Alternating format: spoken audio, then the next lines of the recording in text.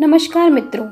इस जन्म में मनुष्य योनि मिलने का अर्थ ये नहीं है कि अगला जन्म भी आपको मनुष्य का ही मिलेगा, क्योंकि जीवन मरण और अगला जन्म सब कुछ आपके कर्मों के आधार पर ही होता है।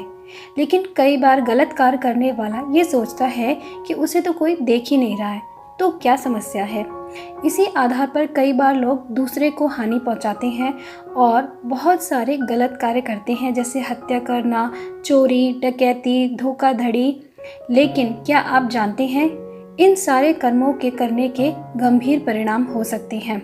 इनके आधार पर आपको किसी जानवर का जन्म मिल सकता है, जैसे सियार, गिद्ध, सांप, गधा, कुत्ता, कोंच आदि। तो कर्म हमेशा सोच समझकर ही करने चाहिए। कथा मिलती है कि एक बार महर्षि वेदव्यास से ऋषियों ने पूछा कि किस कर्म से कौन सी योनि में जन्म मिलता है। तब उन्होंने विस्तार पूर्वक बताया। महर्षि वेदव्यास ने कहा कि हर स्त्री का आदर करना चाहिए, कभी भी किसी स्त्री को परेशान नहीं करना चाहिए, अन्यथा ऐसे करने वाले सबसे पहले भेड़िए के रूप में जन्म लेते हैं। इसके बाद वे कुत्ता बनते हैं, फिर सियार, फिर गिद्ध, सांप, कौवा और बगुला बनते हैं। इन सभी योनियों में जन्म लेने के बाद उन्हें मनुष्य योनि में जन्म मिलता है, अर्थात उन्हें मनुष्य योनि में जन्म लेने के लिए बहुत सारे योनियों में भटकना पड़ता है।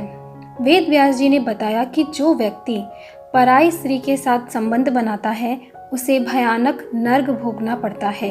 इसके बाद एक अलग अलग योनियों में भटकना पड़ता है। महर्षि ने बताया कि बड़ा भाई पिता तुल्य होता है, इसलिए वे सदैव ही आदरणीय है। कभी भी किसी भी परिस्थिति में उसका अनादर नहीं करें, अन्यथा कोंच नामक पक्षी के रूप में जन्म लेना पड़ता है। उसका जन्म काल 10 वर्षों का होता है। यदि इस दौरान उस पर ईश्वर कृपा कर दे तो वह अगले जन्म में मनुष्य योनि में जन्म ले सकता है। वेद व्यास जी ने बताया कि चोरी करना हमेशा ही गलत है, फिर चाहे वह स्वर्ण हो या वस्त्र, इसके परिणाम भुगतने ही पड़ते हैं।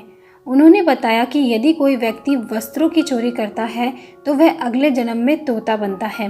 वहीं सुगंधित पदार्थों की चोरी करने वाले छुछुंदर के रूप में जन्म लेते हैं। इसीलिए किसी भी परिस्थिति में चोरी नहीं करनी चाहिए।